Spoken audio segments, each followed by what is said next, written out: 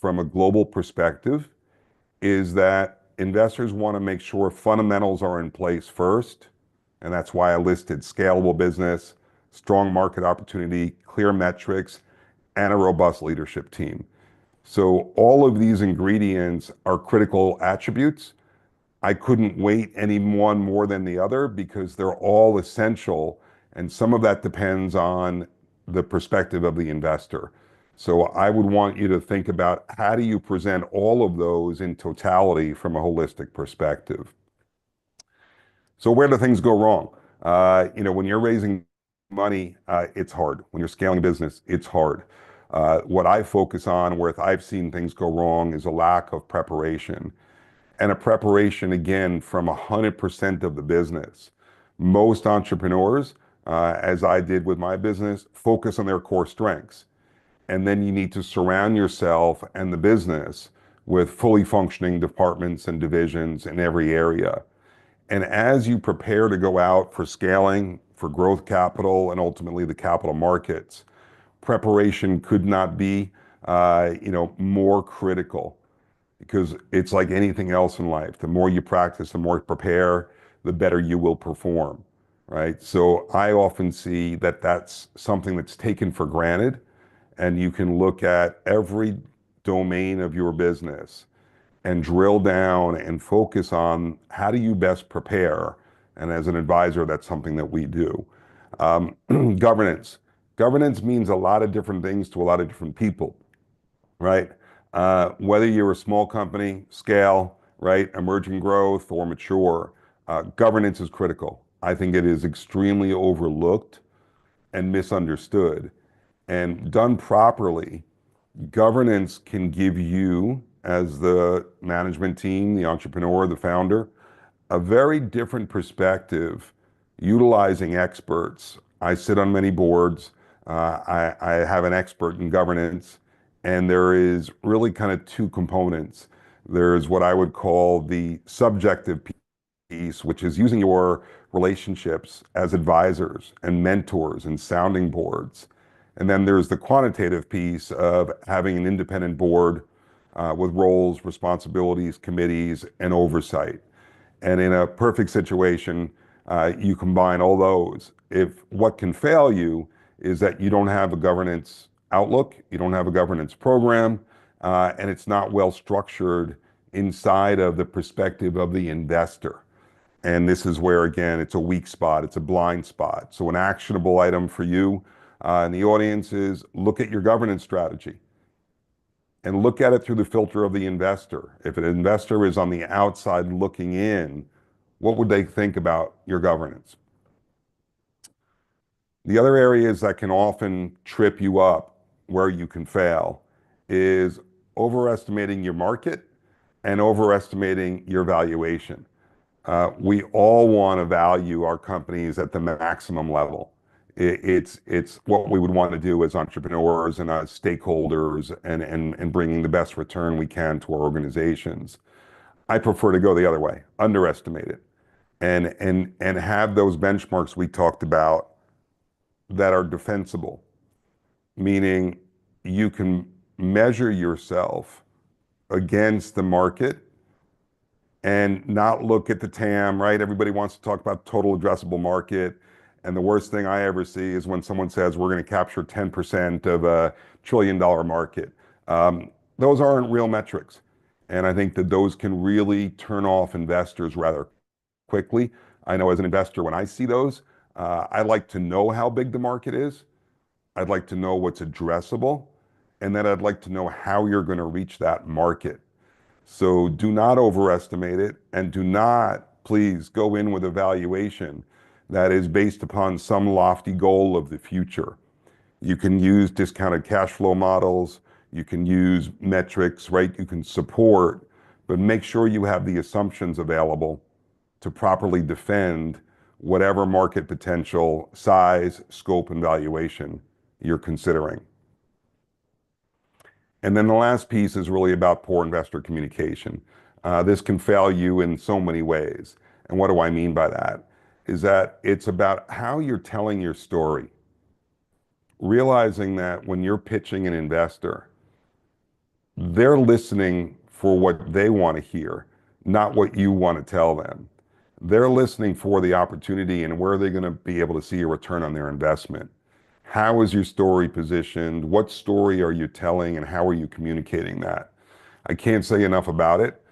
We spend a tremendous amount of time focusing on the investor messaging, the positioning, and the strategy before we even want to talk to an investor, because you get one shot, at least in the world that I come from. It's a very, very intense, right? Very crowded space seeking dollars. There's more money on the sideline now, maybe than ever, and you really need to get your story and your pitch down right. So have a strong prep, right? And a strong execution plan. Build trust with the transparency that you can show the investors. Obviously, demonstrate leadership, demonstrate integrity by being very humble and accountable for what it is that you have, your strengths and your weaknesses, and then properly craft that story along with your strategy and the assumptions. So in a good communication piece, you're going to have strategy, you're going to have a story, and you're going to have your own market assumptions that are defensible as a success driver that you can bring towards the investor meetings and the third parties that you're talking with.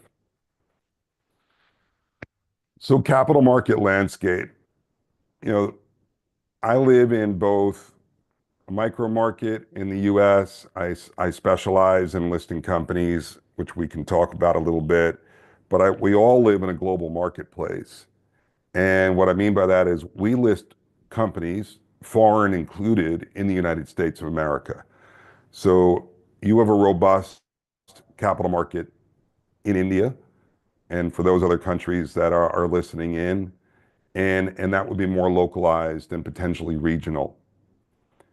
The opportunities that we focus on is understanding that the capital marketplace is global.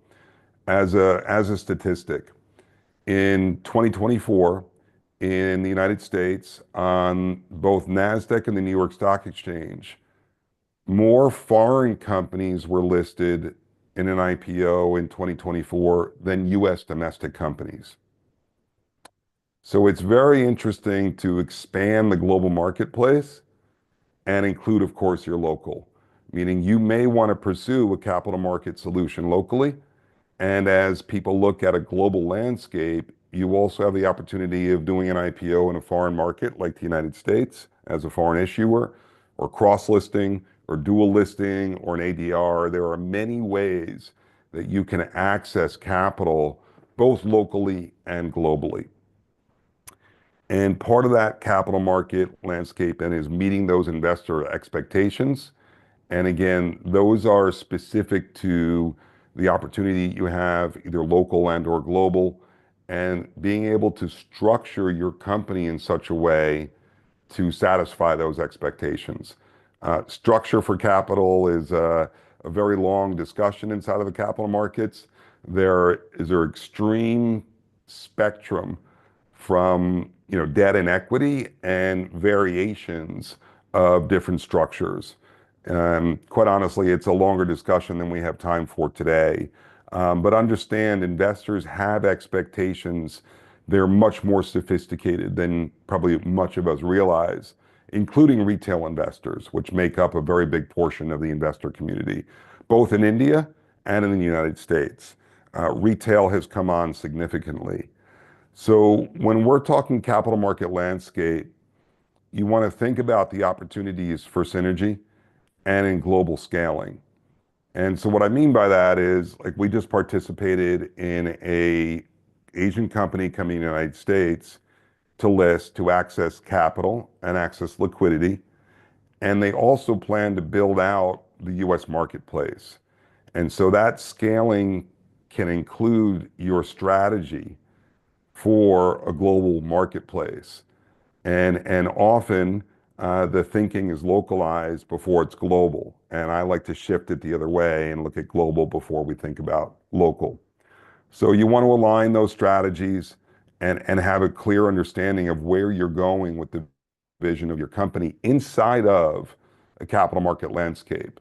And that's a different perspective, right? If the majority of you, I'm assuming in the audience, are running, managing private companies, That's a completely different perspective than it would be from a capital market landscape.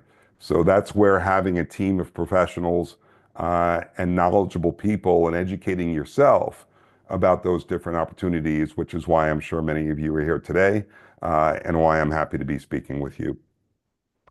So now I want to shift to the case for an exit strategy. And I'm rolling through this quickly because I have a lot to cover and then I want to have some Q&A. So here's the thing. Every company has its own life cycle. And that life cycle for you could be short-term, mid-term, long-term in your thinking. We're actually focused for you on just understanding that first, and then you can think about the duration of the growth of the company. You know, you have companies that are hundreds and hundreds and thousands of years old. Majority of smaller companies don't have that long of a life cycle. And that could end up being combination of merger, acquisition, going public, right? So that life cycle requires early planning, and that early planning can ensure a smooth transition. So to my message to you, start engaging now, even if you have no plan for an exit strategy, or you don't even want to have an exit strategy in the near term.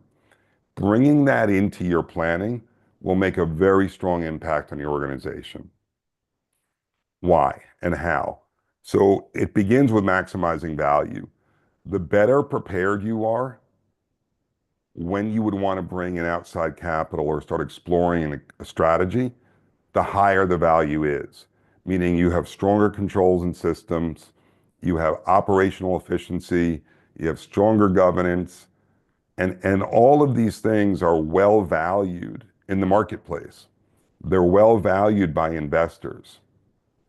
So as you look at the potential for an exit, think about securing the best value that you can by being prepared.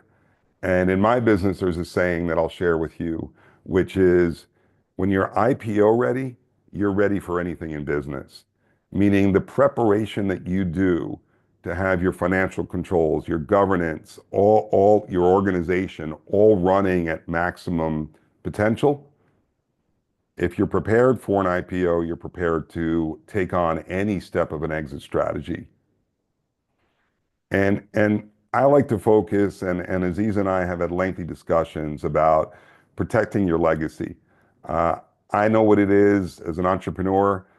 For those of you in the room, even for management, investors, founders, you're investing your time, your life, often around your passion and your purpose. And we want to protect that. And so you want to look and understand that businesses are built for more than profit, right? In this community, there's conscious capital, there's social responsibility. But the legacy that I'm talking about is that you want to protect your business to thrive beyond the founder and thereby preserving values and mission. You know, I'll share with you that one of the things I study is CEO succession. And it's a big topic of discussion in the corporate world on boards and on board governances that I work with my CEOs on, which is having an understanding that just like a business has a life cycle, so does the founder, and so does the CEO, and so does the management team. So looking at preparing to protect your legacy and ensuring that the company thrives for what you created presents the case for the exit strategy. So you want to have some flexibility around this. As we all know, the market is changing rapidly, right? It's a complicated time in the world. You know, you've got geopolitical issues, you've got economic issues, you've got market issues, you know, industry specific issues. So you want to think about market timing in a sense of being prepared. Doesn't mean you're going to sell your business, doesn't mean you're going to merge. You may need to pivot, you may need to access capital. And all of this flexibility goes around being game ready. For any of you, those that are in the audience that are athletes or have been competitive, you know, if you need to go to jump into a position with your team during game time, all the training that you do prepares you for game time. And I think about business the same way. So the higher you're performing with that strategic flexibility and preparation, the better you'll perform on the playing field. Last few comments about exit strategy. Um, you know, when I was younger, I was focused all about business. I'm 61 now. I focus very much on personal well-being. I think that the amount of time and energy that we are spending now and all of the impact of technology, of social media, of the sensory overload leads towards a real depletion of energy, focus, and sometimes leads to burnout. So I'm an advocate of you being balanced in your life with an exit plan that is really structured around your continuity and your health and your well-being as management, as CEO, and as a founder. So in operating with an exit, there's great value in preparing. I like to do it now. Start now. There's no need to wait. And if you can have a mindset that you are operating your company, it's a big takeaway, so I'm going to say it a couple of times. Operate your business today as if it were public, meaning bring around public company standards, the discipline, the reporting, the systems, the controls. It will give you an exponential return. Your company will run better. Your employees will be clearer about what they're to be doing and how they're going to be held accountable and why they're doing it. And all of that leads towards stakeholder confidence.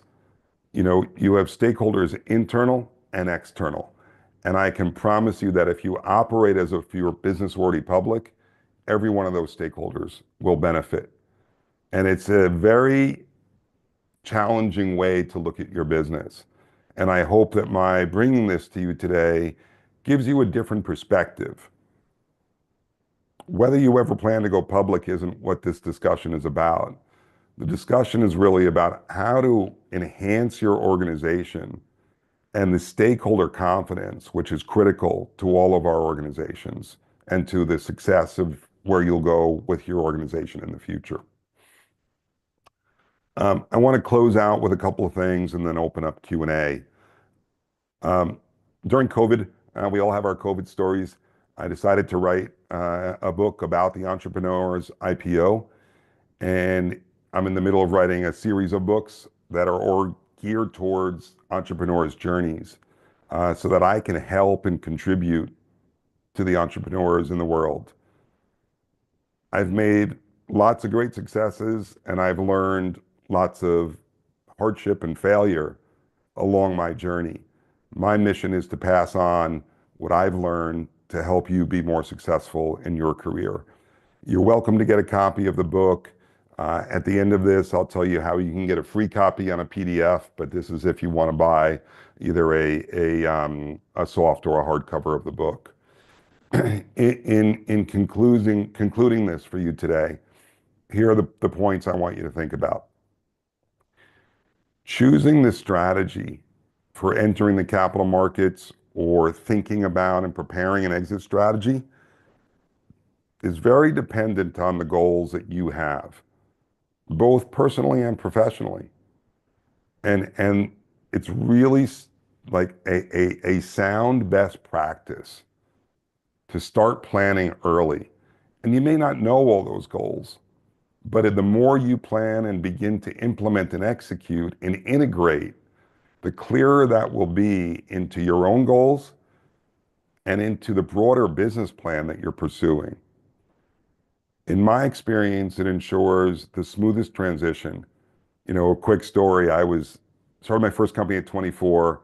I sold it at 30, and it was a strategic trade sale. And everything went wrong. Right? And I saw the company that I built for 6 years to great success really get value destroyed very quickly because the transition wasn't smooth. We weren't prepared. The buyer wasn't prepared and the seller wasn't prepared. In addition, there were cultural clashes. So what I've learned there is that, you know, to have a smooth transition, large number of M&A transactions fail for the reasons I just stated.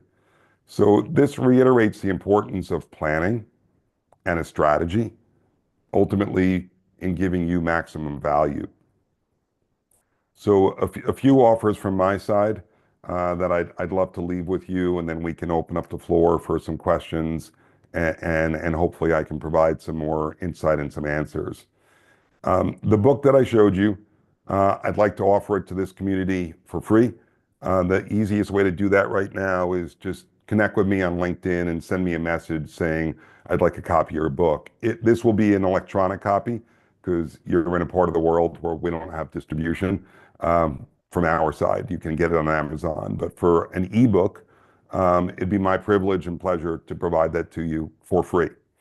And professionally, I coach CEOs, I advise CEOs, and work with boards and emerging growth companies globally. And one of the things that we've decided to do is to put together an IPO summit, and that's going to be done with Aziza. She'll have more information, but I want to extend that to you now so that you know that in April of 2025, we're going to be putting on an event to educate founders, CEOs, executive management, and leadership teams about the US listing IPO process. That'll be done on both in person at the NASDAQ.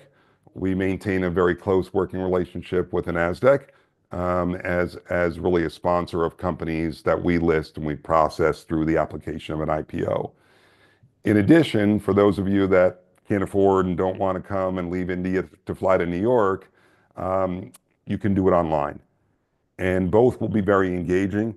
If you've never been to the NASDAQ, it's an exhilarating thing.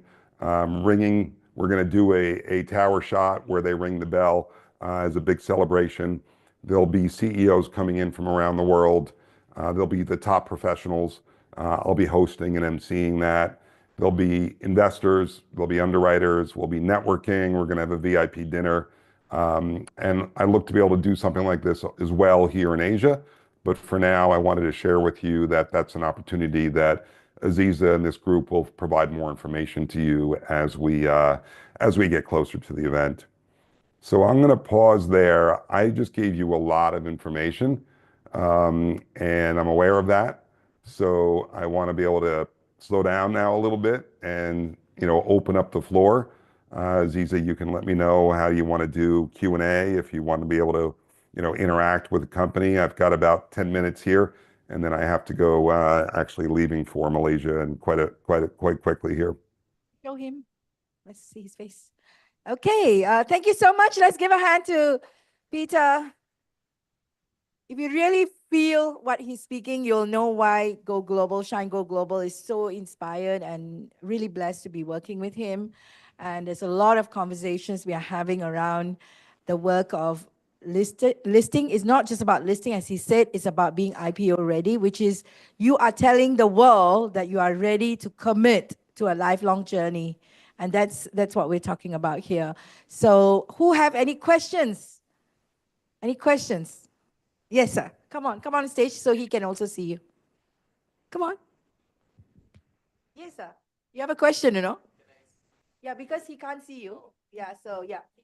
Yeah, thanks, Peter. I think the presentation is very interesting, and I understand this part of the world. The one quick question is, at what stage one should determine, yes, this is a time to get ready for IPO and start thinking in those directions. Is it a time, is it a money, or is it something else? Thank you. Yeah, it's a great question. Thank you. Great. And the answer is two parts. One, if you know you're committed to doing an IPO, 18 to 24 months is the right time to begin the preparation for the execution of your IPO. It's a very specific, we run a program, and most companies that are under professional advisor will be understood that there is legal, accounting, auditing, right? There are a lot of processes that have to occur. So 18 to 24 months is a reasonable time, whether you're doing that in India or you're doing that in the United States. 80% of that preparation is the same. So take that into a factor. The general exit strategy preparation I was talking about, start now, regardless of whether you know if you will or won't do an IPO, and begin practicing. As an example, financial reporting. You know, in the United States, if you're a U.S. domestic filer, you have to every quarter produce your financial statements, detailed reports, present those financial metrics and the performance to the public. These things take time to get your systems, your controls, your teams.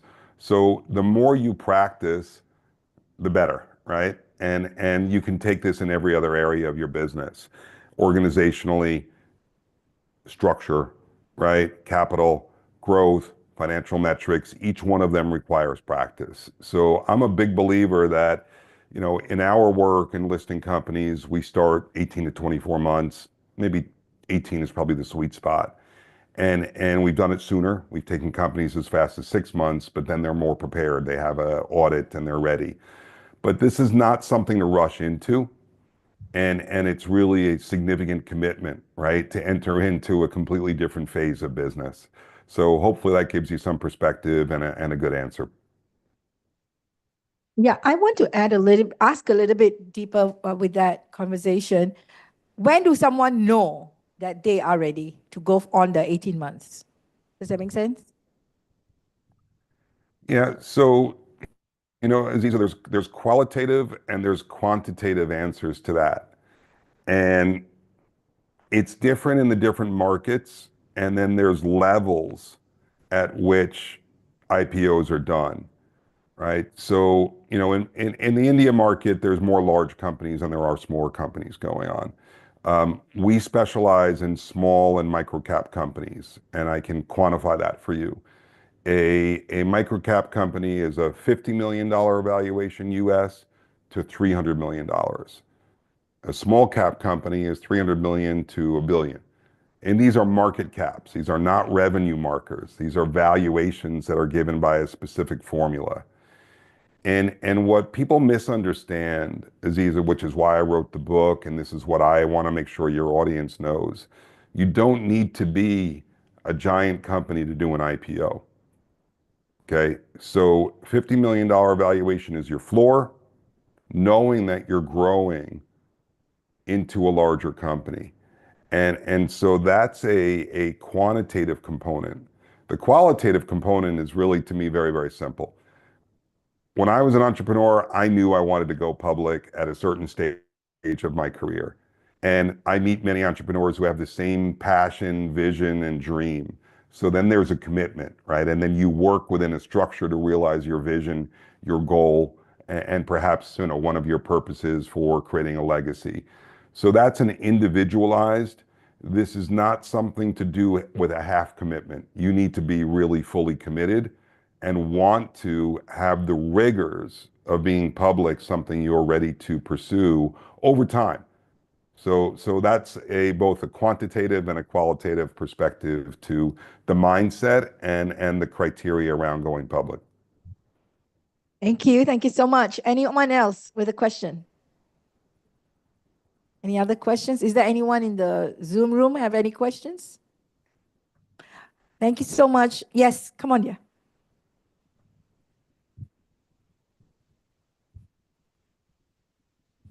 So Peter, thank you for sharing your very valuable insights with us.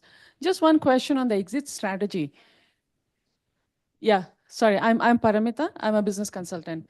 So on the exit strategy that you spoke about starting early, if the business is just getting set up and we are working on the foundations and strengthening it with the intention of having a legacy, leaving a legacy there, while we understand the importance of setting the systems and processes and everything on the compliance in place, wouldn't it be a little counterintuitive or maybe a counterproductive to be just thinking about an exit strategy at that point in time? Would that have a negative impact on the mindset of, you know, like thinking about an exit too early?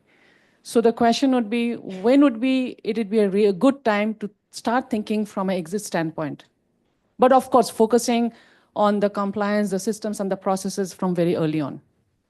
Yeah, there's no perfect answer. I love the question because it's a challenging one to think about. And really what I would say is, again, it doesn't be that as a startup or as a development stage company that you're saying, okay, I know what my exit's going to be. It's starting to think about that. So there's controls, even just financial reporting. I'll give you some other examples. Organizationally, the people that you hire, you're going to look at them differently when you're thinking about what are the next stages of my growth and what's beyond that and what's beyond that. And eventually that will start to lead towards a much tighter organization. And so the mindset early isn't so much specifically about structuring the company, but when you start to think about the value of an exit, it's the same value that you would want to apply to your startup. You want to grow your revenue. You want to have tight financial controls, right? You want to be able to understand the competitive marketplace. All the things that we talked about go into a successful mindset as a management team. And in your work as a consultant, I'm sure that these earlier stage companies, when they're in formation, are challenged by just an understanding of how to bring their product to market and to grow and develop. So there's a way to bring this in, perhaps, let's say in phases, right? What I'm just introducing the fact that thinking about this is a start by itself, and trying to just have an understanding that the steps that you take today, if you do them right, you don't have to change them, redo them, waste time, waste resources, waste energy when you're gearing towards the growth of the company over the upcoming years.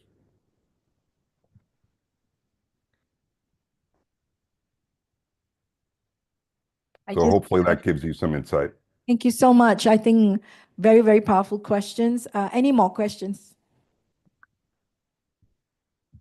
Yes, please come in front. Yeah.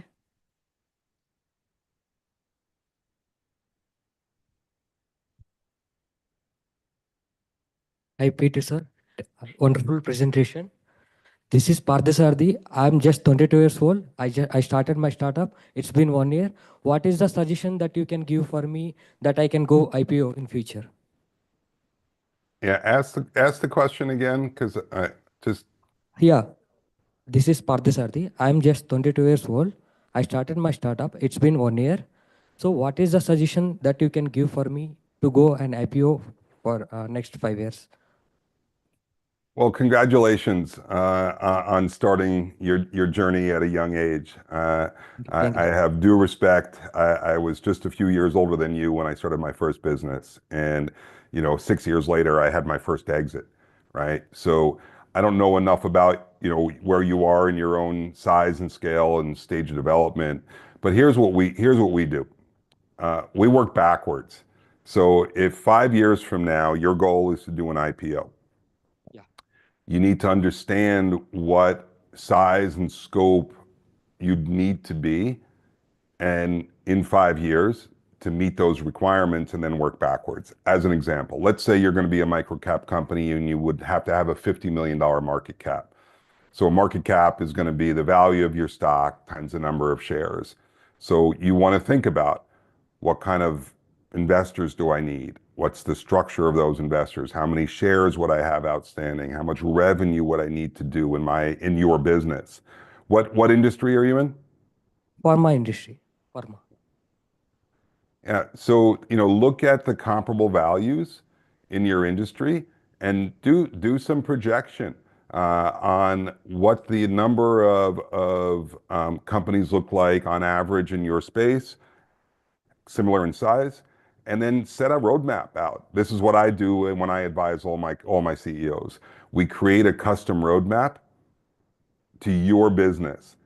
And you may not have all the knowledge to be able to do that, but starting your company at this age, you're clearly a bright young man, and you can learn about the different ways that those metrics, both quantitative and qualitative, can be met as you go through the journey. Read the book, get the free book. I think that will give you the best understanding of what it's like step by step in the different phases.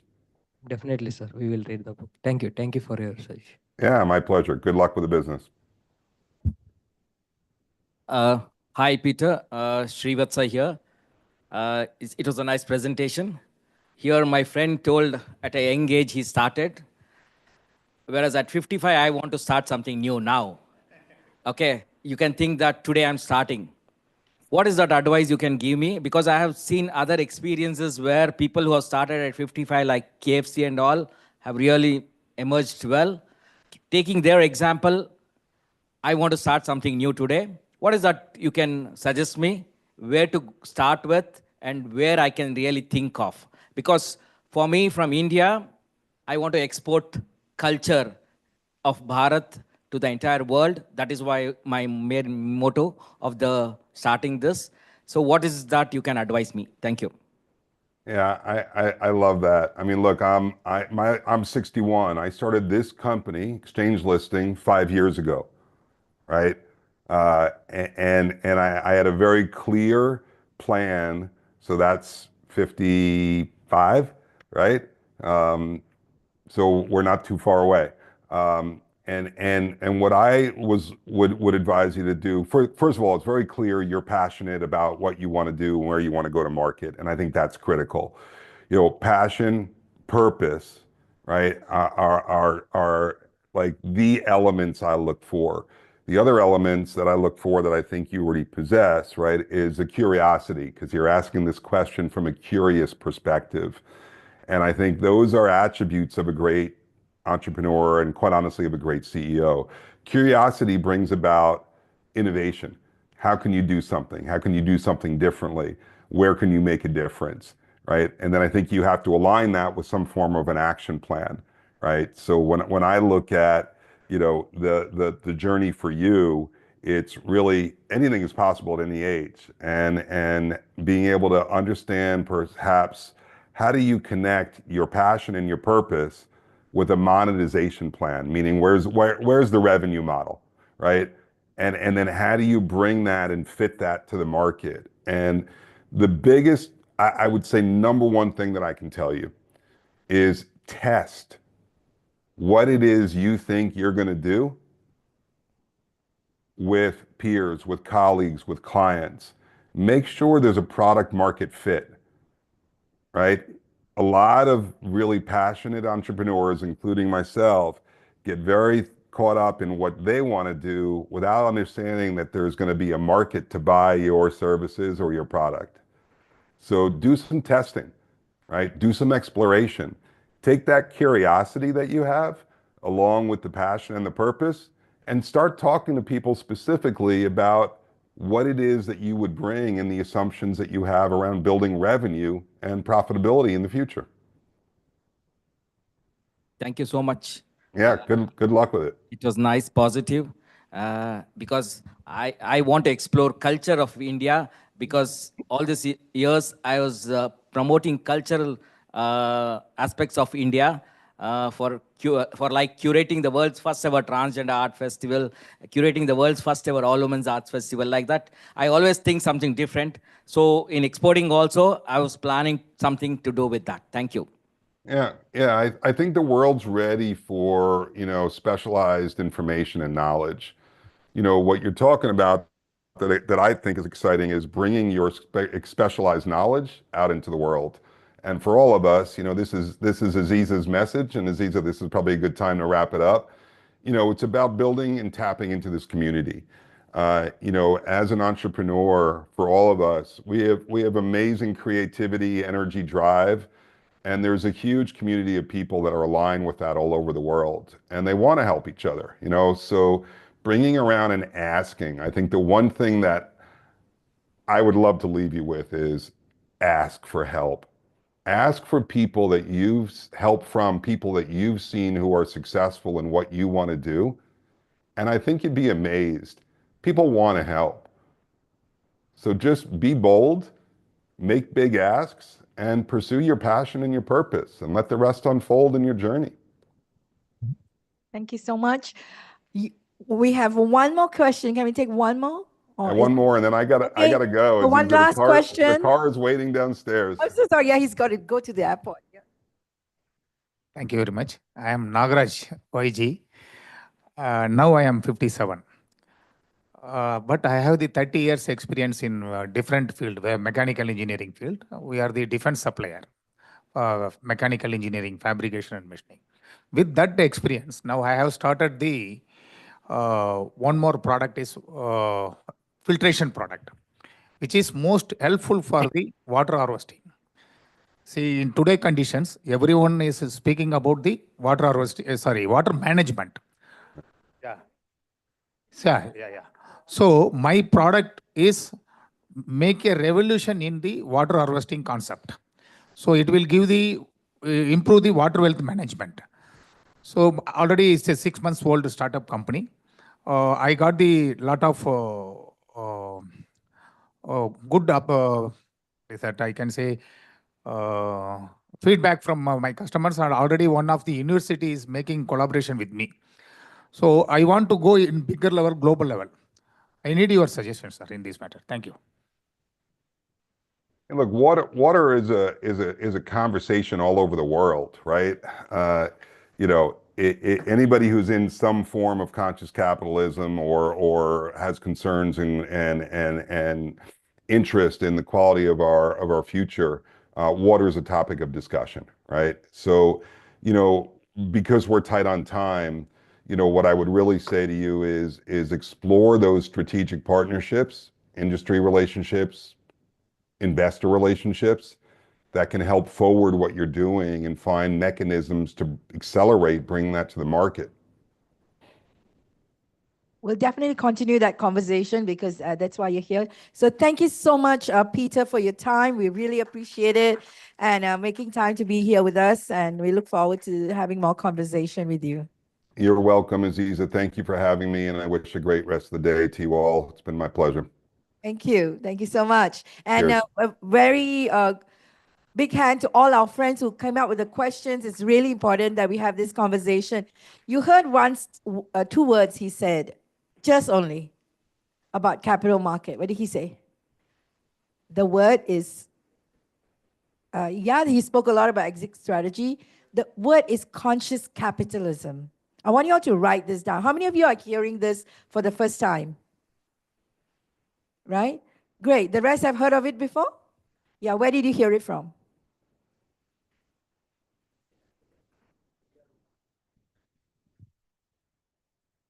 No, where did you hear the word conscious capitalism? Events? Yeah, we'd love to connect with people speaking into conscious capitalism. Love to do that because from Asia, we understand that very few people are understanding the power of conscious capitalism.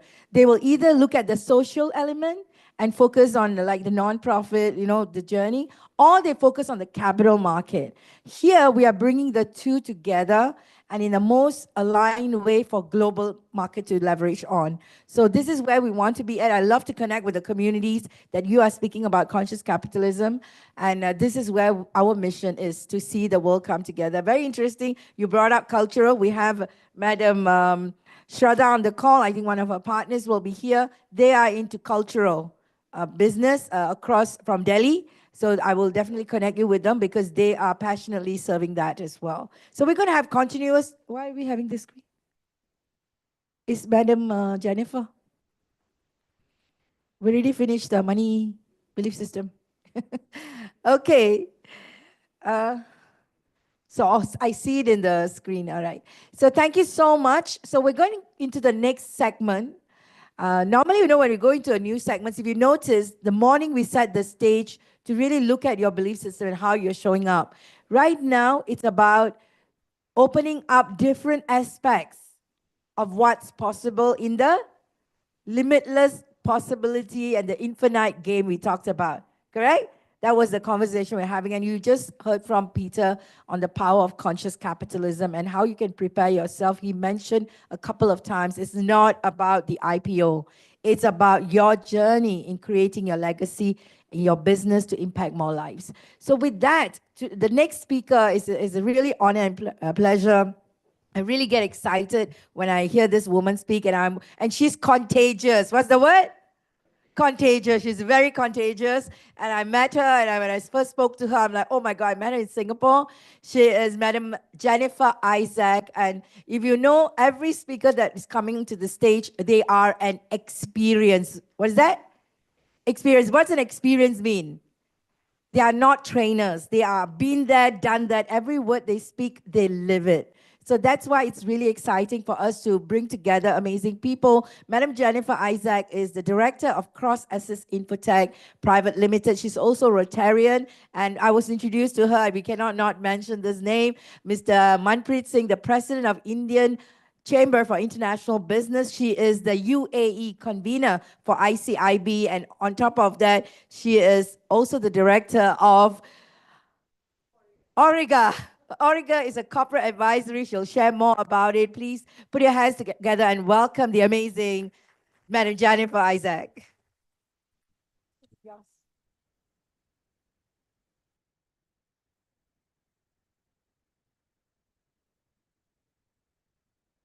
Good afternoon, everyone.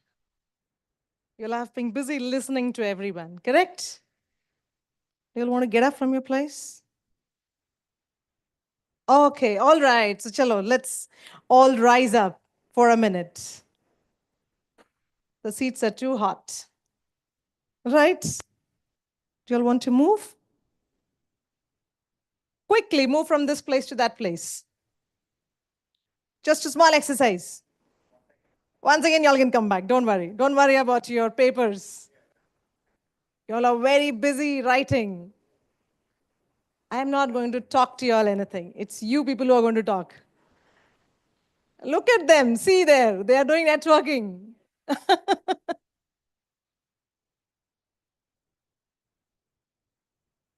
Oh, y'all can even stretch your hands, legs, everything, if y'all want to. I'm not telling y'all to stretch, if y'all want to.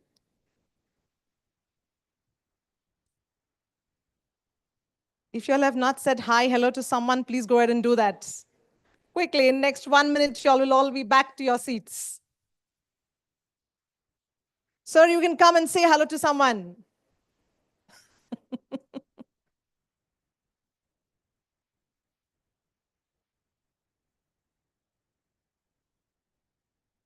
All right, go back to your seats. Now let me see how quickly y'all will go back to your seats.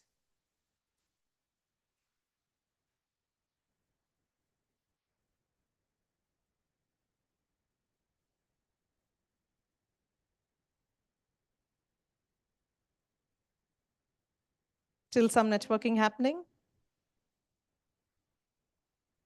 Perfect. So very good afternoon to all of you all. I can't hear. Good. We are here right now in this session, more on to be more interactive. Okay?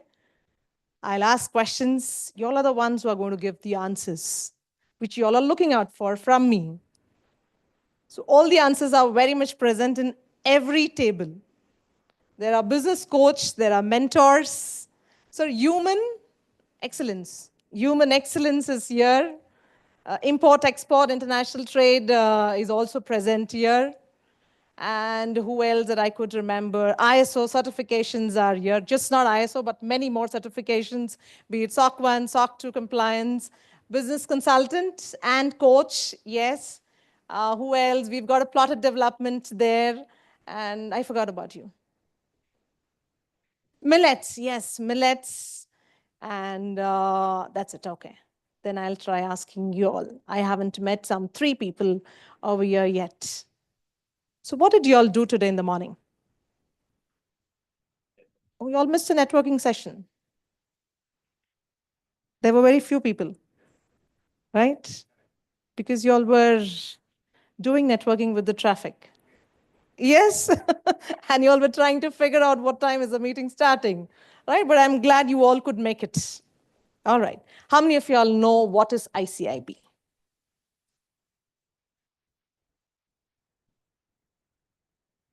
No one? ICIB is Indian Chamber of International Business. And I represent as the UAE convener from ICIB. And we are catering to more than 400 chambers. We have approximately 3,000 members in this chamber. This is one of the fewest chambers, which is there in Mumbai. I mean, registered in Delhi, of course. And we cater majorly to the outreach of MSMEs. So many kind of an events which happens. We are associated with almost 42 countries with all the consulates out over there. So we have approximately in all these 42 countries, we have some of the other representatives present there and helping everyone to do the import, export. I would say we keep guiding y'all. Okay, so somebody who wants to do, oh, I haven't kept any presentation today. So we are all only going to interact. So somebody who would like to understand how to do import, how to do export, of course, we are all present. We could definitely guide you in meeting up the consulates. And like Sir was saying, Navatais, right? Navatais. I still don't remember your name, but I know the company's name. So Navatais takes people as delegates to Malaysia, majorly. We can also have some tie-ups done where we also could ensure that we could take delegates to different countries wherever there are events as per your industry. Somebody liked agriculture. Somebody was more talking on the agriculture part, and there was recently, which happened in Dubai, there was an agriculture export which had happened. So such events keep happening in ICIB, and we can definitely keep getting connected to know more on those events. So this was ICIB. So this event is also in association with ICIB. That is the reason I spoke about ICIB first. Now, I am one of the director of Cross Assist Infotech. Okay. So what is Cross Assist Infotech? I'm actually doing networking standing here with all of you, trying to tell what I am doing. Cross Assist Infotech, how many of y'all have the card of mine?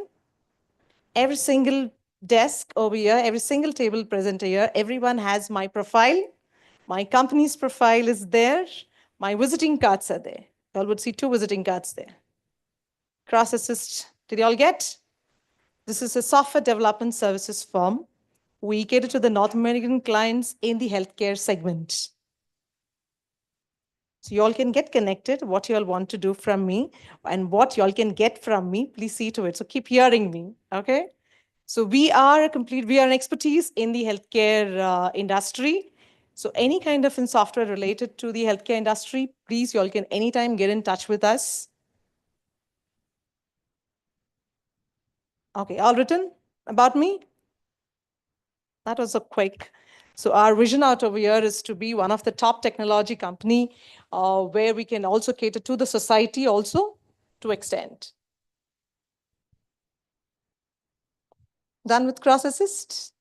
Let's move on to Origa Corporate Advisors. That's also there in front. Yes? So what are we into? How many of y'all have seen the brochures? No, I'm not going to say. Y'all are going to tell me what is Origa into and what Origa's offerings are. Quickly. I'm sure some 5-6 points would be there. Okay, somebody said portfolio management. Okay, next. Okay, financial strategist. Market-linked investments. Now somebody else. This side. Wealth advisors, wealth management. Yes, sir, investments. Yes, somebody in that table. Okay, partners, investors. Perfect, sir, capital market services. So this is Origa all about. Now you all can all close down the book. You all can take the brochure, go home and look at it. So we also do SME IPO listing. That's, you all missed out. Somebody could figure that out? Oh, we are all talking about SME. Peter spoke on NASDAQ. First, let's get listed out over here and then go to NASDAQ. How many of you all have that vision? The young 22-year-old guy has that. There he is. Everyone said about their age. I'm not going to say that. 57, 22, 61. Everyone said that. Age doesn't matter. It's a passion which matters. You have the zeal to do it, you can definitely do it. Right? He just started 1 year and he's talking about the listing. Why not the people sitting over here? Any thoughts? Oh, you're thinking? I want to listen from you. Tell me. Relax. We all are here, correct. It's more an awareness why we are over here. I'm just trying to push you all that you all can think. Think on that.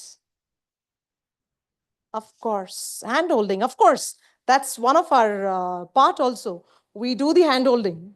So somebody who enters a school, right from the junior KG, they are there, nursery, they are there in the school until what standard?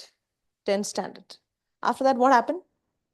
They go to the college. Somebody else handholds them. So if I have to say, right from your nursery till the 10th standard, I'm there. But I won't leave you after the 10th standard. I'll ensure that even after the listing is done, we handhold you even after that. So we are here very much, somebody who has a passion, somebody who wants to understand how they can do, looking at your profiles, looking at your company's statements, we can definitely guide you all as to how you all can get yourself listed in the stock exchange. Somebody today morning was talking about social stock exchange. You were saying, sir? Okay, someone, there. Rajesh, she was talking about social stock exchange. How many of you all know about this stock exchange? Nice, sir. More of social services. They are raising the funds through social stock exchange. That's one of the way where people can project what they are doing and they can raise their funds. So these are small things where a lot of people are not aware of, never thought of. People are like very happy, probably, oh, our business is doing well. We are good enough right now. India is good. Are you all thinking globalization? How many of you all want to enter global markets? This is called raising of the hands. So big, not like this. Yes, one exercise. All want to do. How many of you all are already in the global market? Only 2, 3, 4. Yes, you are in a different way. 5. At least they are there in the global market. All you 5 people are going to take this session. Why? Globalization. I'm already in the global market. So I have already broken that boundary and I have crossed. I never thought. So last time there was an online session and somebody said, that person is not here today. Somebody said that language is a big barrier. And that's one of the reasons why I cannot enter into the global markets. Senior consultants are present here. Tell me, is that the reason? Not at all. Language is never going to be a barrier. You have every single consultants who are present who are going to handhold you even to enter into the export-import market. Correct? That's your forte. So language is not the barrier. All right, now let's listen from all 5 people what they think about the globalization. The other one who's going to talk. Yes, sir, you can come first.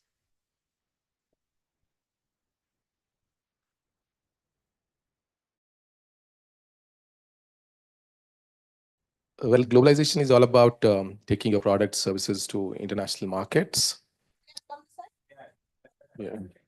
Come, you can come in the front. Call everyone on. No, it's okay. I'm fine with that.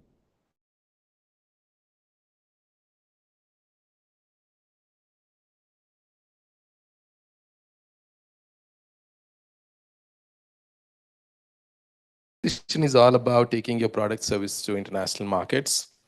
And that's my understanding. And the largest globalization, some of my colleagues who know me, they don't know the other part of me.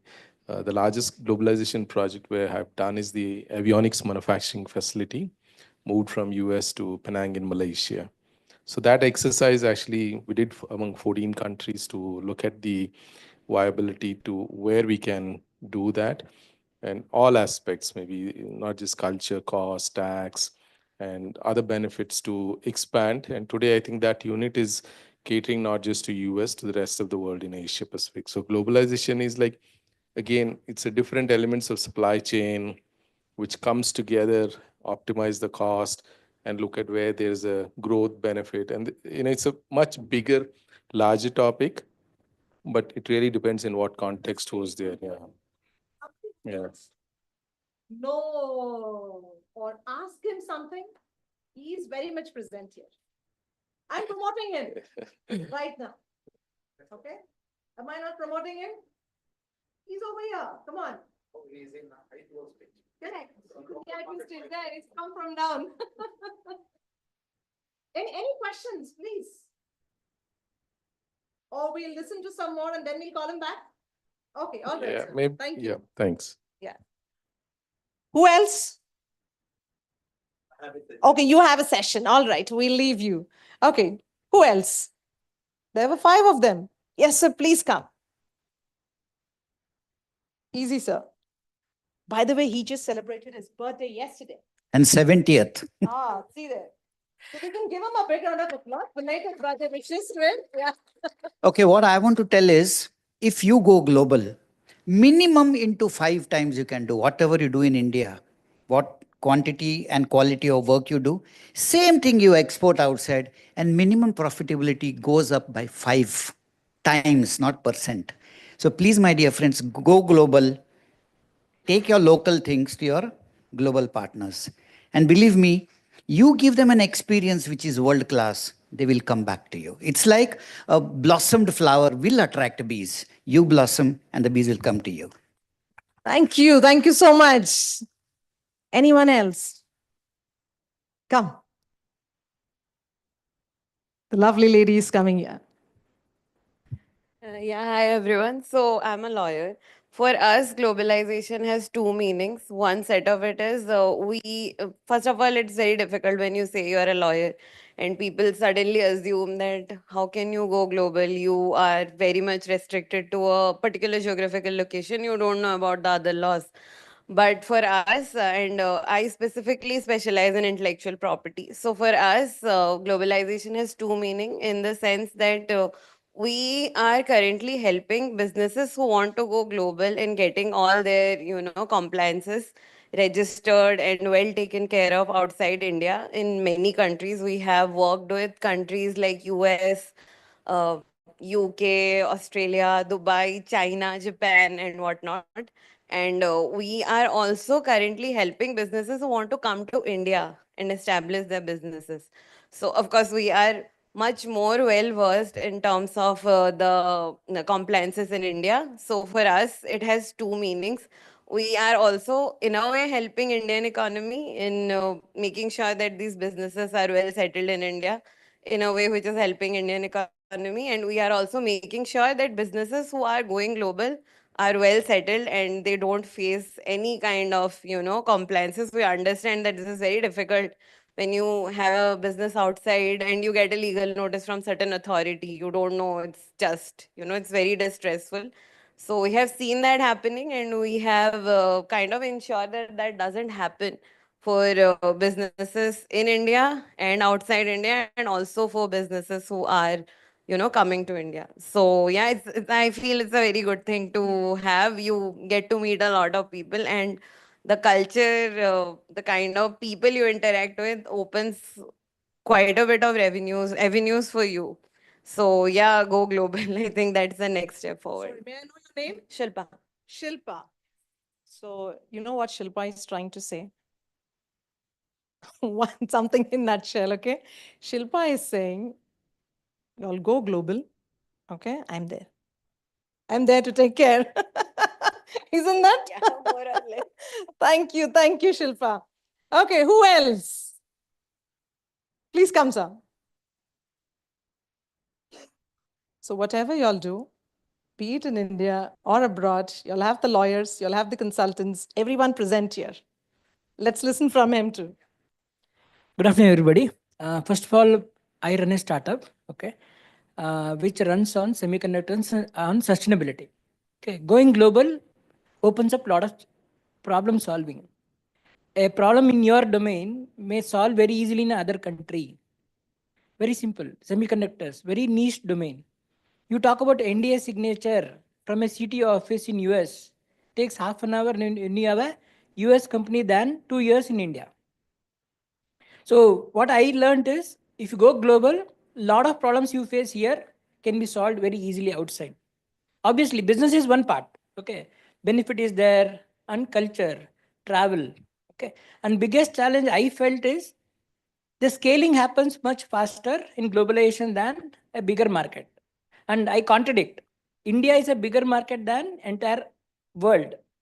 So going global and coming back to local has bigger value than just being here. I hope I was clear. Okay. To an extent is given. Thank you so much, sir. Thank you, guys. So, somebody was talking about spices. I'll come back on this. Somebody was talking about spices. You the one, sir? Yeah. And whom did I make you to meet? Daniel. Daniel, come here. Daniel, of course, spoke from his side, but then let me get Daniel. Daniel is a strategic consulting. Daniel, what did we talk? Can you also come, sir? Come.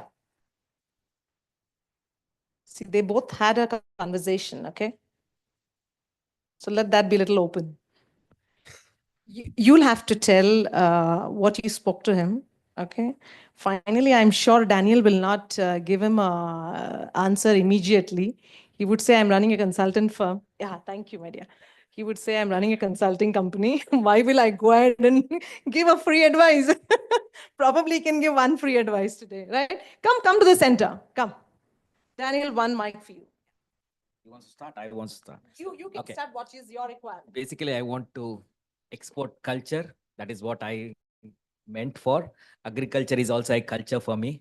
So that's what first thing I came upon is the spices. That's why I was talking to him about it. How I can export that to the entire US because I already have a product in my hand. Only thing is that I need to see the market. So, and what are the compliances I have to go do it over there in US, whether he can help me. He has readily agreed for it. Looking forward for his support to do that. And may I ask why do you want to do this business? What motivates you? Basically, right from day one, I'll tell you, my background is for 40 years, I was in photography. I started at the young age of 17 after I moved out of SLC. That's 10th grade. And that 40 years experience meeting people, basically it was my networking was my motto. Whom all I have met over 40 years, I talked to all, you name the country, corporate leaders of India. I've shot everybody as a photographer, in the sense, not with the gun. Okay.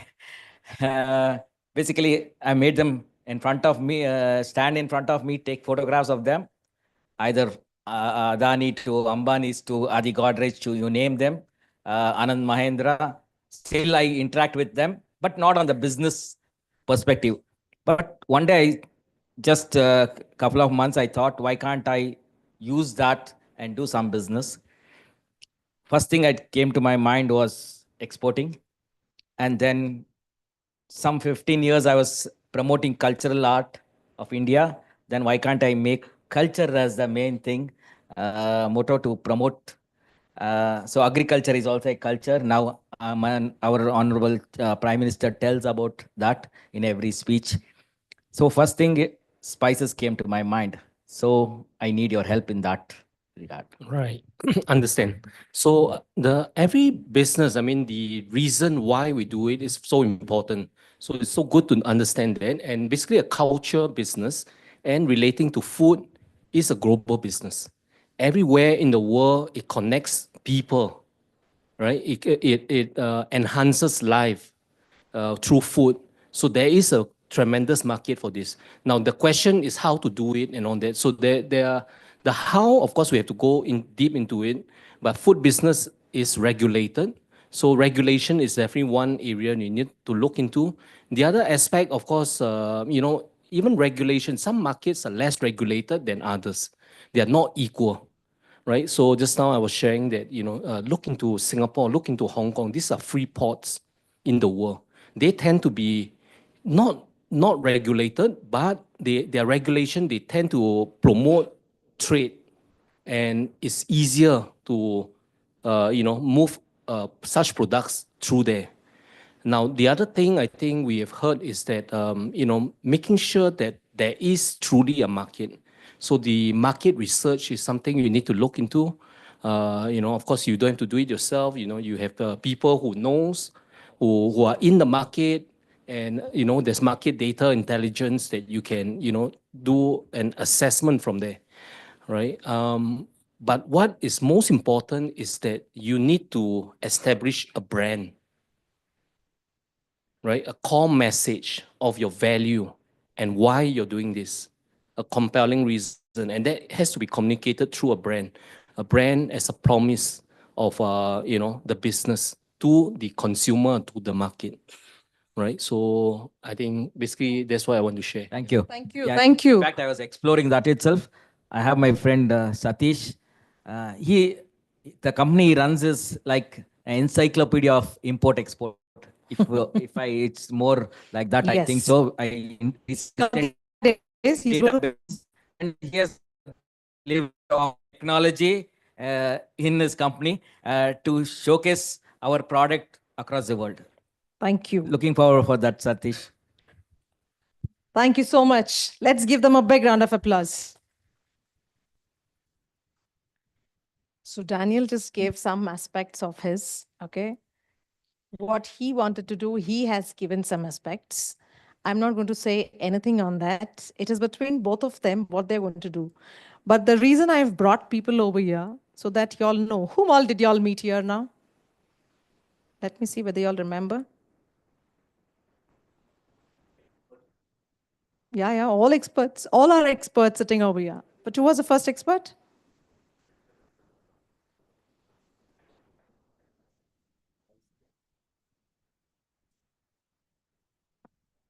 Okay. Let's bring one last guy here on the stage, okay? Who is looking more again, who's already in the globalization, but also he's coming to India. By the way, 1 minute, we were just talking before I could go and call Dr. Shin. Dr. Shin, I'm waiting for you over here. You can come here with your pack of your chocolates. And before that, we just spoke of branding. Do you know we have a branding person here? Come here, sir. Let me brand you too.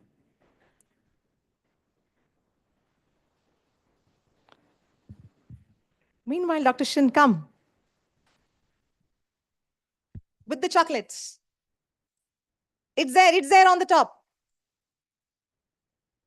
Oh. Meanwhile, you can tell your name. Yeah, my name is Sunil. I run a design consultancy called Purpose All Design. Yeah. Okay. It's a design consultant. Let's do a live demo here. Dr. Shin, yes, you can remove that. How will we see your face? By the way, I'm just his voice today, okay? He just can't speak currently. Yeah, Dr. Shin has a Coco cat. So you also can do the branding? Yeah. Okay. Yeah. He wants to, this particular product is a Japanese product, okay? And this is sold more in US, South Korea, Singapore, Japan, Japanese products obviously in Japan, and where else? China, okay? Now he wants to bring it to India. So he's looking out for a franchisee, distributor, somebody who would like to sell these products here in India. I'm just giving it to this brand master present here. Let's just listen how best he can try letting us know. Well, that packet was also good, which actually was transparent. That was transparent. Somebody has over here? We had given it to someone, yeah. The transparent packet, yeah. So let's show it to him. Yeah. It's a chocolate. It's a white chocolate. Yeah. Okay. So Dr. Shin can have for the one product, you can have one product, I can have. So you just talk how best you can try selling this particular product in India. What do you think? I know you are not a seller, but you are more of a brand master. Okay. So how do you think, looking at this particular pack, is this perfect? Do you think that if this packet has to come to India, how premium are we trying to sell it? Are we trying to sell it just like normal any other chocolates or a very premium brand? Yeah. So what I'm looking at here is, I feel the luxuriness is still lacking on this. Yeah, that has to be bought in. And again, what is a TG whom we are targeting, right? And what is their likes? What is their dislikes, right? What exactly they are looking for? How much % of chocolate is in here? And does that we call the ingredients match to me, right? And does that have any allergic stuff into here? So all of these gets into the consideration. And again, as a visual person, again, as a branding, I see a disconnect here. And the readability is lacking here, right? Right. So yeah, there's a lot of aspects. I can keep going on. So, I am a very layman. Okay. What do you think I would even think of this? Just imagine. When I said as a layman, tell me. For cat food. It's a pet product. Becomes a pet product. Is it a pet product? No. How are we going to sell this? Can Very we sell difficult. this or can we sell this? Which Right, one, your a right layman side, in right side, India? right This side we can could sell. sell it more, right? Yeah, but this will become a little difficult. They've got almost 30 different flavors. 30 different flavors are there. There would be a deep presentation on this, but this was just a thought that I wanted to give you all. Thank you so much, both of you. Thank you. Thank you. We'll come back. I'll again come back on the detailed presentation of that product. It's just a thought. It's just a thought. No comments on the products from our end. Okay. It's just a thought that I had put you. He gave a very nice explanation and he said that he can go on and on and on about the product. Right? So these are all small aspects. Please understand when we're going to sell off a product, all the import-export people sitting out over here, what you all are going to bring in, what you all are going to sell out, has a lot of impact on these brandings. So please look at every single aspect. Okay? Okay. So globalization is also enough. The final stage. One more part of mine is there. What am I? No. I don't have any presentation. No, sir. IT is done. Finance is done. Networking. There he is. What did we do right now? Bringing everyone present here. We did a small, quick networking. Right? It is also one part of networking where I promoted some people, because otherwise it will become difficult if I have to promote everyone. Some part of people that we promoted so that you all can have those people in your mind and you all can get connected. So now you all know whom to approach during the lunch break. I know it's time. How many of you all are going to do this table? Whom are you all going to meet?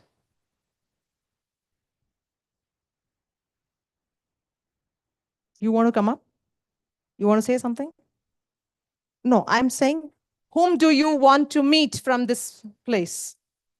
You want to meet me? All right, sir, I'll meet you. Okay, sir. Rajesh, he also wants to meet me. The branding person, the red color shirt. He's only highlight over here with the red. Is my time done? 1 minute, 2 minutes? Oh, I have 5 minutes. Okay. Please, Sia, who wants to meet you? Ensure that you do the business and go, and please inform Dr. Aziza that the business has happened. Yes. Who else? Anyone in this table? Or you all have met everyone? Yes.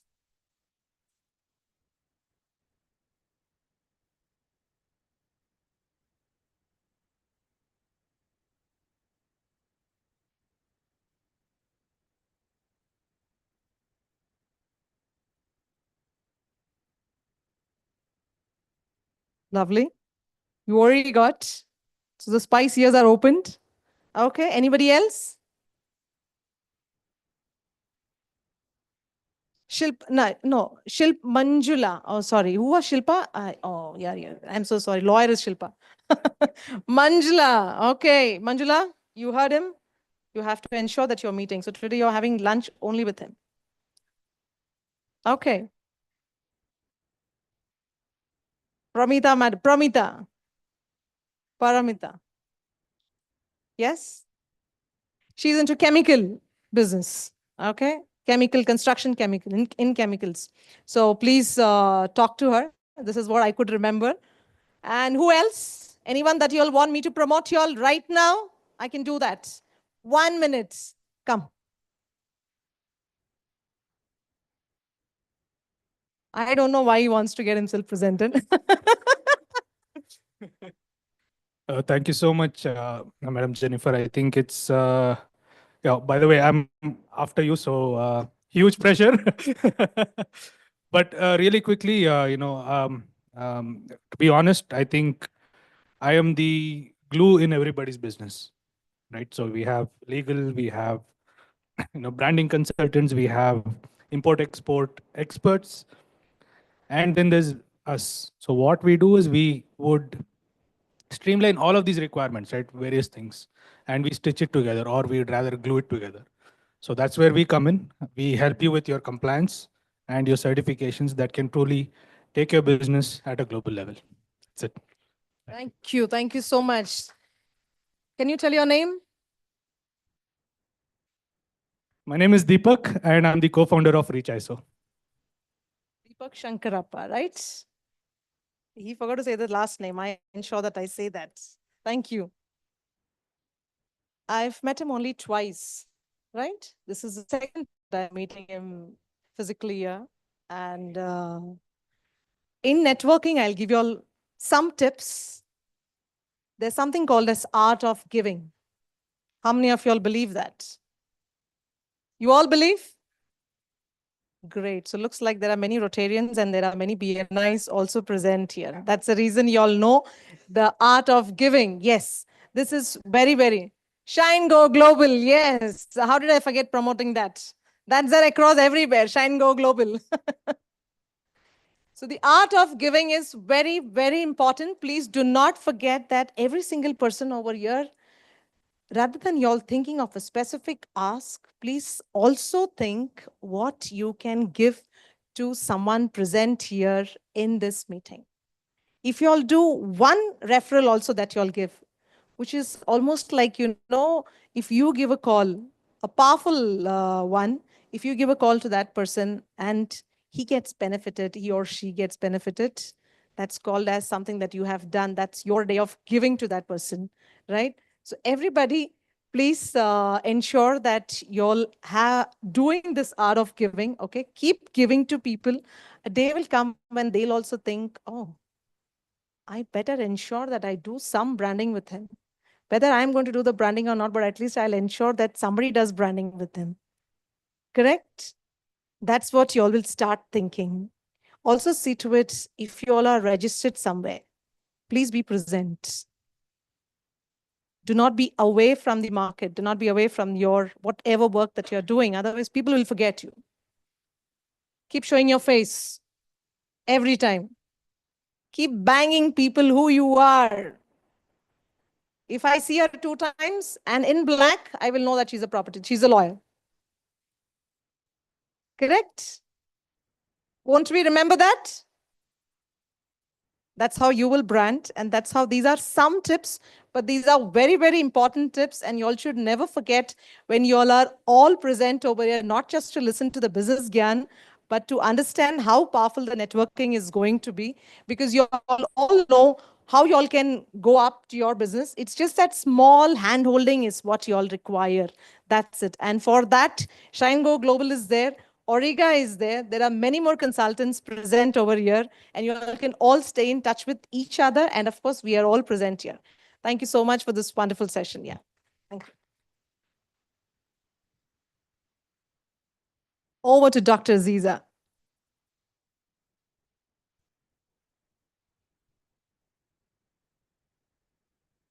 Hey, thank you so much. It gets very lively. Was she contagious as I promised?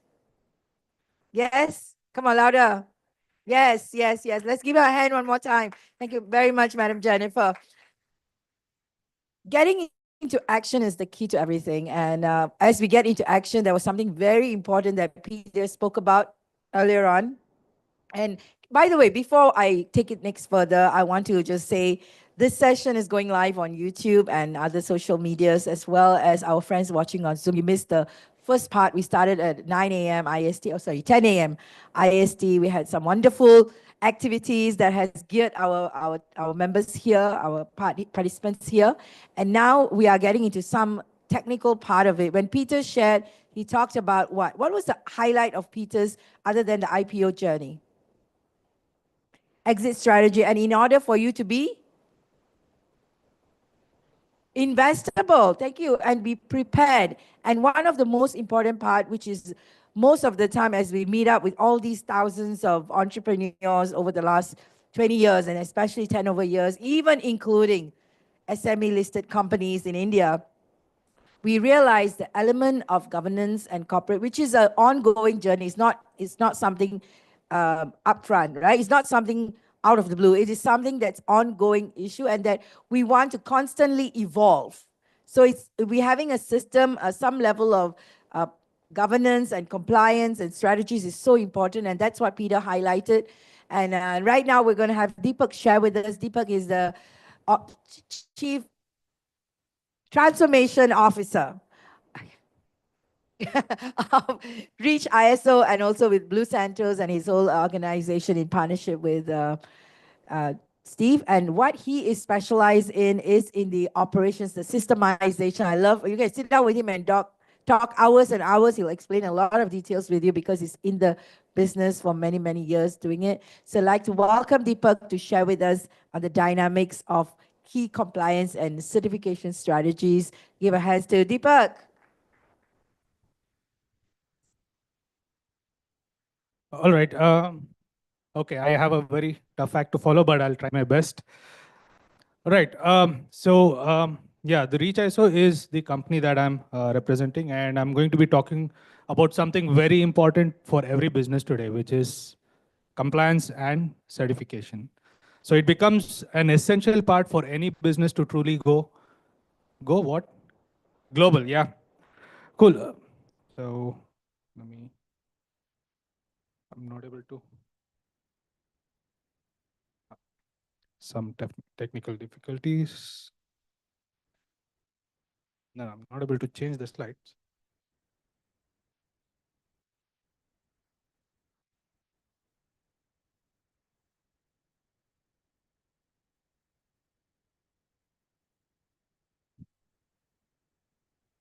Yeah, it's working. Yeah.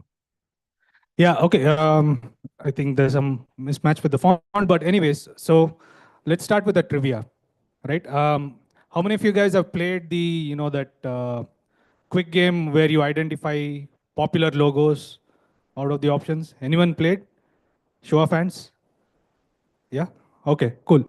So I'll quickly flash some logos, and you guys need to shout out what's that company name, right? Ready?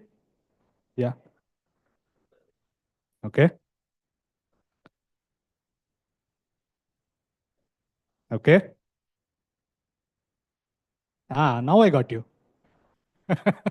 Do you guys recognize that logo? No? No? Anyone? So have you guys heard of JP Morgan Chase? Who are they? One of the biggest banking, right? Yeah. Good. Infosys. Of course, right? Pfizer. Yeah. Okay. One last one. Pepsi. Okay. So out of all these brands, right? Out of all these companies, what do you guys think they have in common? Global presence. Yeah. Okay. Branding. Okay. Global reach. Okay. Consumers. Something more. Processes. Exactly. Right. So, I have a quick question for you guys, right? What does it take for your logo to be among them?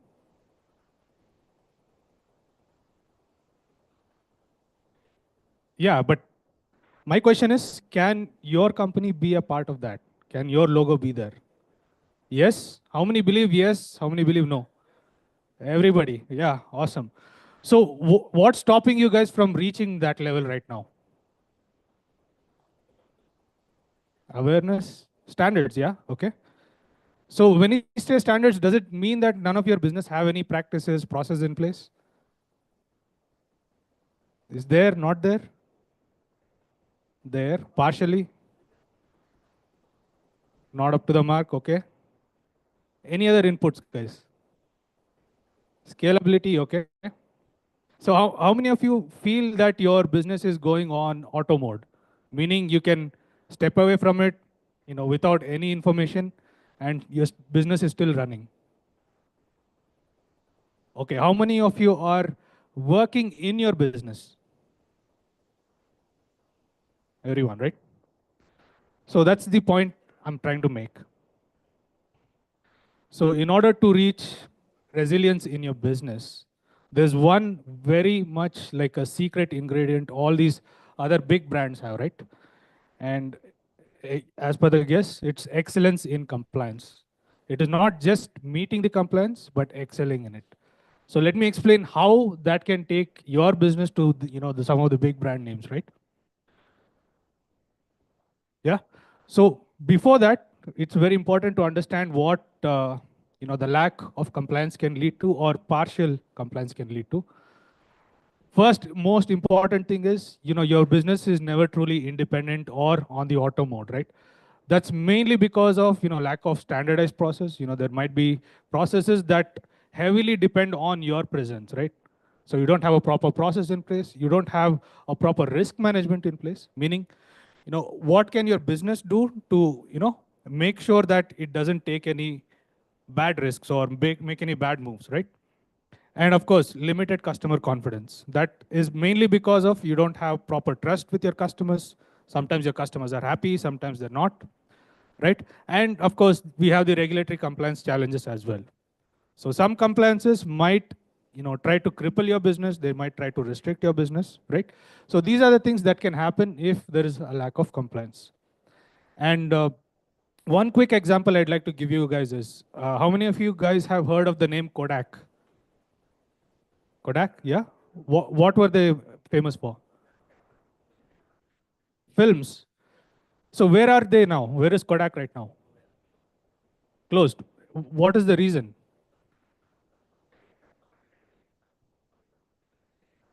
They weren't future proof, right? So they were saying, okay, this is what I'm doing.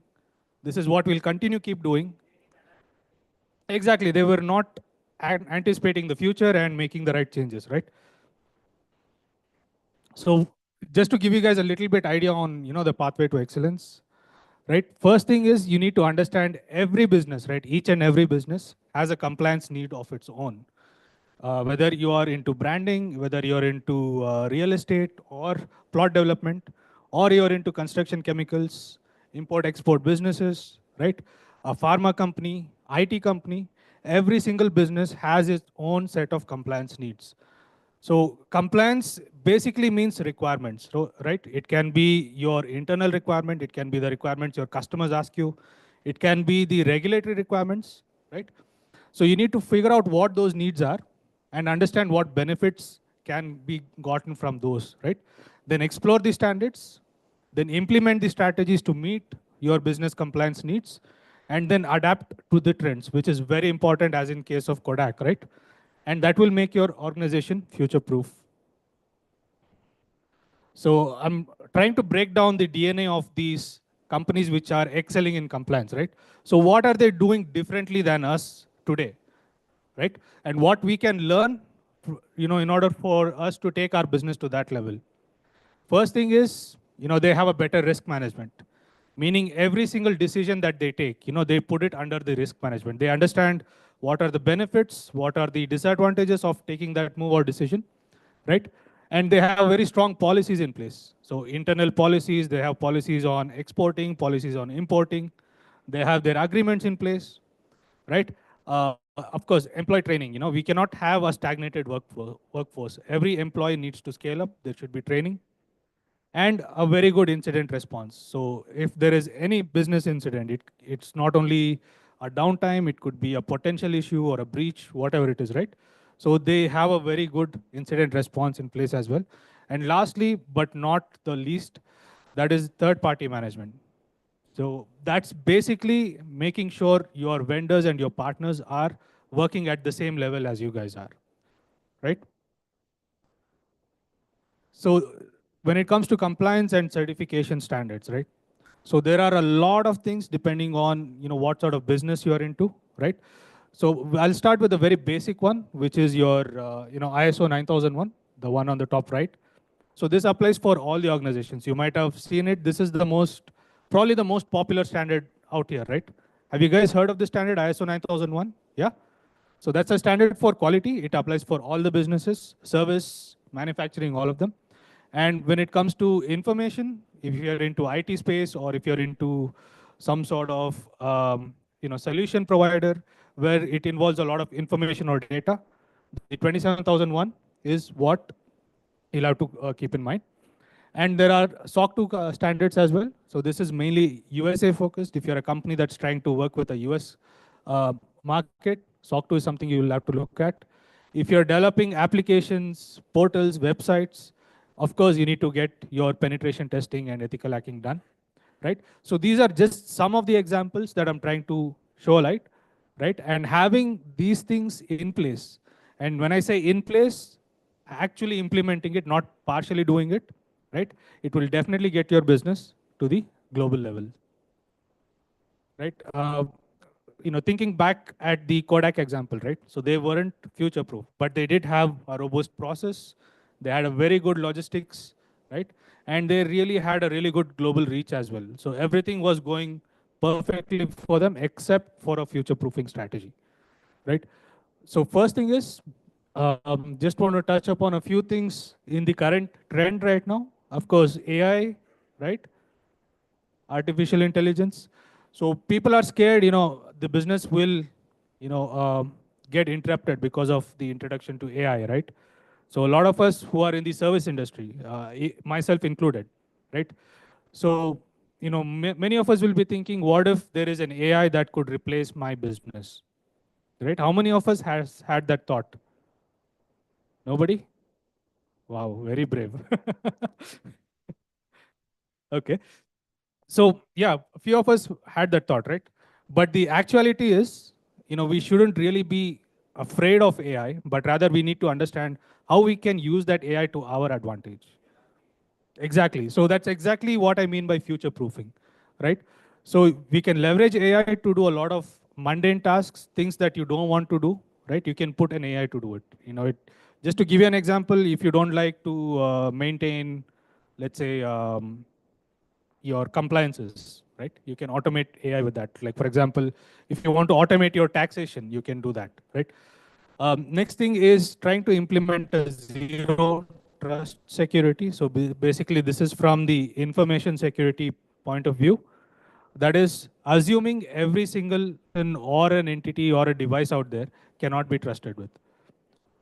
So why we do that is because everything is connected to a cloud, everything is connected to the internet, right? So you'll never know how the information can be misused or abused. And cloud security, again, everything is on the cloud, be it your technology, your softwares, your applications. So it's a cloud-driven world. And lastly, the supply chain security as well. Making sure all the people and vendors that you're working with are also, future-proof, right? So who does it apply to? Service industries. You have healthcare, education, finance, fintech, legal, technology, consulting, hospitality, real estate, right? And from manufacturing, it could be automotive, electronics, food and beverage, textile apparels, chemicals, construction materials, retail segment as well, general merchandise, specialty retail, food and beverage, agriculture and mining, construction and engineering, and of course, even the government and public administration as well. So if you don't see your particular category there, it's probably indirectly associated with one of these categories. So bottom line is every single business out there needs to be compliant to a particular standard. Right? So now I would like to introduce ourselves. So about my company. I'm the co-founder of Reach ISO. So we are a 9-year-old global company. We are based out of Bangalore. And we come in with the vision and the mindset that we want to lessen your compliance burdens, right? Regardless of whatever business you're into, whatever service that you're providing, we want to be there and walk along with you and make you understand, okay, these are the compliances that you need to have. And we can guide you on how to, excel in those compliances. So some of our services, like I said, ISO is one of our most demanded service. So naturally, anything to do with ISO certifications, we can definitely help your business achieve that. We also provide GRC solutions. That's nothing but governance, risk, and compliance. So if you are an IT company or working with an IT company, we can help you meet those requirement solutions. That includes things like your penetration testing, your CMMI certifications, and so on. Right, and a little bit more about me. I come with close to 2 decades of experience in the industry. I've worked with a lot of different sectors. I haven't really kept an accurate count, but I've so far worked with over 1,200 companies at a global level, right? And I also come in with over 10,000 hours of auditing experience.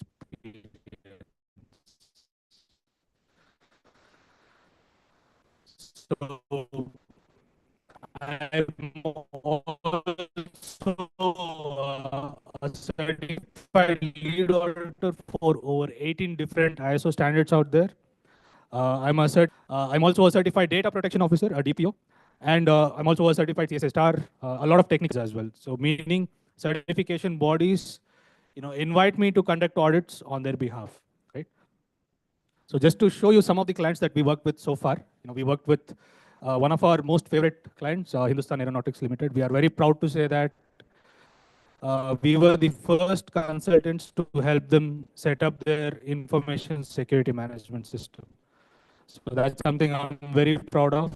We've also worked with a lot of international banks, Kuwait International Bank, Premier Bank of Bangladesh. We work Egyptian regulatory bodies, e-tax and e-finance. They're a government entity. We're also pretty popular with the fintechs as well. Some of the popular names that you can think of, like Cred, Jupiter, Ola Money, Digital API Craft, HiPay, Upswing, right? So these are all some of our clients, I would like to say. And we are still happy working with them, and the clients are happy working with us as well. So just want to, why am I showing you all this is because, I want to make it as clear as possible that, for us, it is very important to have your compliance burden reduced in whatever way possible. And we would love to take that accountability and, walk you through that process. And one very important thing I would like to, give, or my give would be, I would be happy to do a free consultation with you all.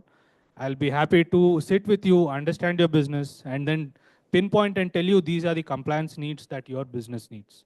And I'll also even give you a strategy as to, how you should look at it and what you should, do next. So please, feel free to scan the QR code if you're able to. If not, I'm still here, so we can catch up. I'll be very happy to talk to you guys. So thank you so much for listening, and thank you.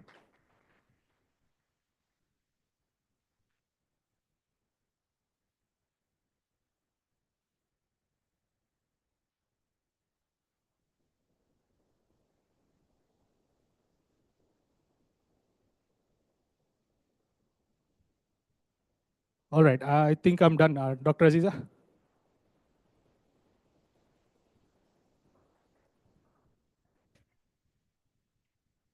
Thank you. Thank you so much. And I also, at this juncture, really want to thank Blue Santos and Reach ISO, Deepak, and Steve for this amazing show put together by them. Give them a hand. And of course, not to forget Narendra. Please stand up. Udemy Solutions CEO. I have to say thank you so much. Come to the screen, Pa. You can see. Yeah, we're going live. So these are the amazing people. Where's Steve? Stepped out. Yeah, so we are really, really grateful that they have put this program together, and we have worked on this for just a short period of time, I think less than 2 months, to put it together. We were online, and so many people showed up on Zoom, so we have really touched people's life in opening up 2 things in their way of conducting, come on, Steve, conducting, going global, All right, funding and going global conversation. So thank you once again to the trio team. Thanks, Steve, for putting this together. One more time, everyone. Thank you. And this is not the end. This is a break, lunch break. We are going to go for a lunch break, but the YouTube channel, the live streaming will stop. And for those of you who are not on live, you can meet us on Zoom and in our regular events as well. So thank you, everybody, for putting it together. Thank you. And so we're going to go for a lunch break. And we don't do normal breaks. We do what? Meaningful breaks. All right, meaningful networking breaks. I want y'all to mention those questions given to you. Use them as your conversation because we want to know what are your business mission, your business goals, your directions. Learn from each other, and sometimes we get tired. And from there, we can really start, also knowing how you are in business and how early are you. We had a 22-year-old that's inspiring, asking an IPO. Imagine those kind of, when we ask questions, we know what kind of people we are hanging out with as well. So get inspired by each other. We're going to go for a lunch break that you go out, you eat, and you can speak. I know sometimes eating and talking is not so good, but just do it anyway. And then you can come back. Can we come back by 2 o'clock? Yeah? And then you can, half an hour not enough to eat? Okay. Oh, 25. Okay. Sorry, I'll put it this. So we'll go for a break and come back by 2:15 then. We'll do 2:15 and we'll catch up soon. Thank you so much, everyone. Yes. Just before you leave or before you at the day ends, okay, I would like to request you on your table, you all have an evaluation sheet. This is exclusively for people who want to start your exports and you want to evaluate your compliances and other things to understand what is that is required for you to start your export activities and all. While in my session, I'm not going to talk about this much, but since it is Deepak's session, which is on the